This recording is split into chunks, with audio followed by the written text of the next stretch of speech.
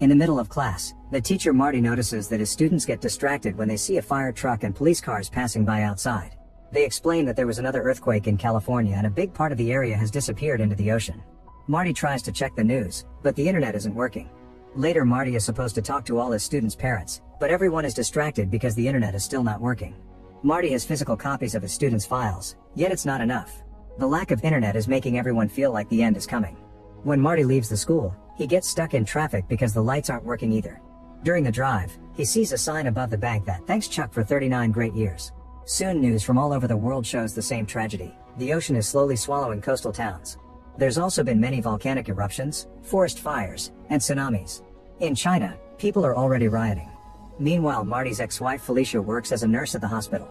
For the last few weeks they've been losing lots of staff members to self-deletion, so watching her co-workers die one by one has taken a toll on her mental health. She takes a break in the restroom only to hear more bad news on the radio and the host thanking Chuck for 39 great years. When a colleague asks Felicia if marriage or divorce is easier, Felicia answers marriage because it's done in an hour, while divorce takes months. That night Felicia calls Marty and admits she's been thinking about him all day. She wonders if split couples are remarrying because people want something familiar in these hard times, and shares some examples of coworkers who quit to be with their families.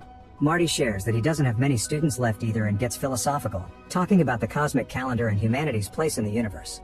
Then Felicia mentions the Chuck ad she saw earlier and Marty admits he saw it too, so they wonder who is putting up ads during the end of the world. Neither of them knows who Chuck is. After the call ends, Marty tries to watch TV, but soon the signal goes down just like the internet. After a few seconds of nothing, Chuck's face appears and an announcer thanks him for 39 great years, only for the signal to go out again when the ad is over. The next morning Marty notices that his neighbor isn't using his car. The man explains that he had to walk 3 miles to work and back because a sinkhole has appeared on the road, cutting the city in half and swallowing lots of cars. There's a lot of traffic in the other streets, so most likely Marty won't make it to school until lunch. Then they discuss the latest news.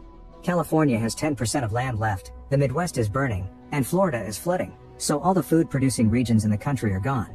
Europe is in a similar situation, and famine has already taken over Asia, where 1 million people are dead. The bubonic plague is back, and only a few bees are left, probably in South America. At that moment Marty sees a lot of neighbors coming home because they couldn't go to work. The sinkhole has swallowed their cars and even their workplaces. Marty talks to a friend of Felicia's who worked at the bank and asks her about the Chuck sign, but she doesn't know what it means either. Everyone walking around looks depressed and Marty's neighbor points out that they've been going through the stages of grief. When everything started, there were protests and riots. This was followed by lots of self-deletion. But now people have come to terms with it and will just wait for the end. The conversation is interrupted by a plane writing, "Thanks Chuck" in the sky.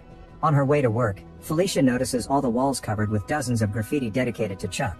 She walks all the way to the hospital, only to discover there isn't a single employee left and no patients at all. However, all the monitors are still working and tracking exactly the same heart rate and perfect beeping coordination. The beds are empty, but it's as if all the monitors were connected to the same person. Sometime later Marty gets frustrated because the TV is still receiving no signal, and when he tries to call Felicia, he discovers phone lines aren't working anymore either. He decides to go looking for her and as he crosses town, he sees lots of abandoned cars and more Chuck ads. Sam's resting on a bench and Marty asks him if he knows who Chuck is, but Sam has no idea. In fact, he asked around too, but nobody had an answer. Since Sam is going in the same direction, he and Marty walk together for a while. They chat and get philosophical as they discuss how much time a person truly has in their lives. Eventually Sam's arthritis requires him to rest, so he stops at a bench to watch the sunset and Marty continues walking alone. In the evening Marty reaches Felicia's neighborhood. He comes across Iris, who recognizes Felicia's name and says she was always nice to the local kids, even giving them cookies. Iris is out there skating because she wants to have a good time before the end. Suddenly the power goes out in the whole area and Marty tells Iris to go home for safety. At that moment, glowing Chuck ads appear on the windows of every house, making it look like a ghost town. A worried Marty starts running and finally finds Felicia, so the couple reunites with a hug. He asks about the ad, but she has no idea how that appeared in her house too. Meanwhile, a 39-year-old Chuck is in bed looking really weak and sick. He's connected to a heart monitor, which shows the same rate that was shown at the hospital. His wife Ginny and son Brian are keeping him company and crying because they know he doesn't have much time left. Back to Marty and Felicia, they go to her backyard to admire the sky. With the power gone in the whole world, now the stars are brighter and easier to see. They hold hands as they identify the different constellations, only for a star to suddenly disappear. Then Mars disappears as well. One by one, the stars start disappearing in the sky. At the same time, Ginny and Brian say goodbye to Chuck as he dies and thank him for 39 great years. Marty tries to tell Felicia that he loves her, but everything goes black when the world ends. 9 months before the end of the world, Taylor works in a record store. However, she loves music so much that she likes setting up her drums on a busy corner and playing for the crowd. Sometimes she gets tips from the crowd, but they're rare. Meanwhile, Janice is going home in a bad mood because her boyfriend just broke up with her through text.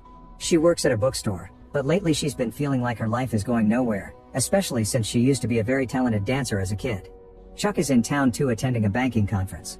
He's a successful accountant for an important bank, has been faithful to Ginny since he met her in high school, and is proud of Brian for being a good student. However, he isn't happy with his life either because his job is very boring and he hates other accountants. When Taylor sees Chuck being all serious as he walks down the street, she starts playing an upbeat tune to lighten the mood.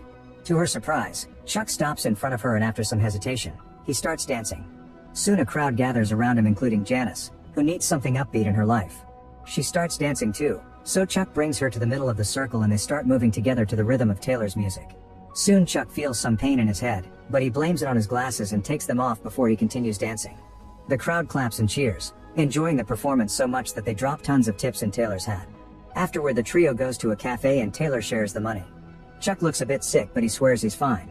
Taylor wants to know what made him stop to dance and Chuck says he doesn't know while his mind thinks about his old band. When it's time for Taylor to leave, she hugs everyone as she calls them buskers forever. Then Chuck and Janice go on a walk together. Janice shares the details of her breakup and Chuck assures her that she'll be fine. After they split, Chuck looks around the area and sees Iris skating. He also notices the empty corner and can't stop wondering why he stopped to dance. Later, when his illness makes his body so weak that he can't chew or walk, Chuck will remember his dance and conclude that's why God created the world. As a 7-year-old, Chuck lives with his grandparents because his parents died in a car crash. To make matters worse, his mother was pregnant when it happened. For a long time, the household is nothing but sadness. Albie deals with his grief by drinking and concentrating on his accounting job. Sarah loses interest in all her hobbies and most of the time she orders takeout instead of cooking. By the time Chuck turns 10, the household has regained a good mood, although Albie continues to drink. Sarah is cooking again and listens to music so she can dance in the process. She often makes Chuck dance with her, which explains where he's learned all those amazing moves. They also watch lots of movies together with a preference for those with dancing scenes. His grandparents' house quickly becomes Chuck's true home, but there's one exception. He isn't allowed to enter the cupola on the roof. Albie and Sarah say that the cupola is forbidden because the floor is unstable and there's nothing up there anyway. Chuck approaches the door in secret, but he isn't able to remove the lock. The night before Chuck's 11th birthday, Albie and Chuck are watching a documentary about Carl Sagan and the cosmic calendar. Since Albie is very drunk, Chuck brings up the topic of the cupola. Albie says that up there someone could see more than what they actually want, and that's why it's locked. He explains that this house is very old and has been remodeled many times, but the cupola has been there since the beginning. In all his time living here, Albie only visited the cupola a handful of times. He claims that in that room, he saw the ghosts of people before their deaths. Albie says that waiting for death is always the hardest part. When Sarah comes home, he sends Albie to get some groceries so the fresh air can sober him up. Then she tells Chuck not to believe Albie's stories because they're just drunk ramblings. Later, Chuck asks a neighbor about the dead people Albie mentioned and how he was involved in their lives. It seems the ghosts are the manifestation of Albie's guilt for not being able to help certain friends. At school, Chuck's favorite class is English. The teacher is too sweet to be taken seriously and the kids misbehave around her. One afternoon after class, Chuck asks her about a poem she read earlier, which has the line, "I am large, I contain multitudes." She explains that a person is made of everyone they know, everything they've seen, and everything they've experienced. Each person has a whole world in their minds and they get to choose what to fill it with. Chuck realizes that if someone dies, that world disappears. This confirms that the beginning of the story is a metaphor for the world in Chuck's mind, which ends when he dies. On his way out, Chuck sees Marty in another classroom. A few months later, Sarah dies while shopping for groceries. After the funeral, the house becomes sad again and Albie's alcoholism gets worse. Chuck goes to the grocery store and asks the cashier for details of what happened. The girl explains that Sarah just collapsed suddenly, so there's not much to tell. One night, Albie falls asleep on his desk and Chuck steals his keys to finally open the cupola. When he's about to step inside, Albie yells at him and drags Chuck away. Then Albie comes to the door to close it, but he sees something inside and immediately freezes in horror. With trembling hands, he forces himself to move and closes the door before he notices Chuck crying. He comforts his grandson, who asks him what he saw. However, Albie says he shouldn't know and hugs him while apologizing. Later at school, Chuck learns that there's a dance club and decides to join it in memory of Sarah. The teacher is happy to see another boy because the club is always mostly girls, and she trains them in a different music genre every day. Chuck is paired with Kat, an older girl who is also the best dancer in the class. He develops a crush on her and tries to impress her with the moves Sarah taught her, only to end up teaching everyone.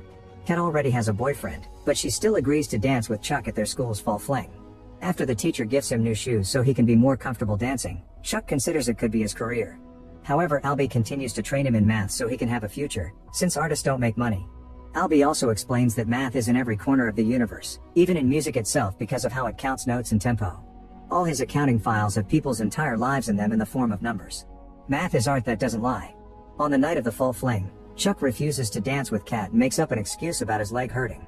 His teacher overhears him and says that if he doesn't want to dance any more then he doesn't have, but he should at least be honest with Kat. Chuck goes outside and looks at the stars for a while to calm down and put his thoughts together. Then he returns to the party and finally asks Kat to dance. They do their routine in the middle of the dance floor and everyone gathers around them to cheer. Their dance is perfect and at the end of it, Kat kisses Chuck's cheek, which annoys her boyfriend.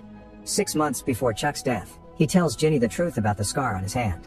After the party, young Chuck goes to the football field and continues to dance under the stars. He loses himself in the feeling of freedom and happiness that dancing inspires in him, and this distraction causes him to accidentally hit his hand on the fence. Ginny doesn't understand why Chuck lied about it and he admits he doesn't get it either. 5 years later, Albie dies of a heart attack at home while a teen Chuck is away playing and dancing with his band. Mortician Sam surprises Chuck by revealing Albie has already paid for his funeral because he knew this day was coming, making Chuck wonder if that's what he saw in the cupola. Since Chuck inherits the house, he decides to continue living there instead of moving with his maternal grandparents. They end up joining him there until he leaves for college, since Albie also left money for his education. Later when Chuck marries Ginny they move to that house too. The funeral happens before his maternal grandparents arrive though, so Chuck has to be alone during that hard time. Later Sam sends him an envelope with all of Albie's personal effects, including the keys. Chuck finally enters the locked room and finds it empty with a perfect floor. When he looks out the window, he simply sees the town.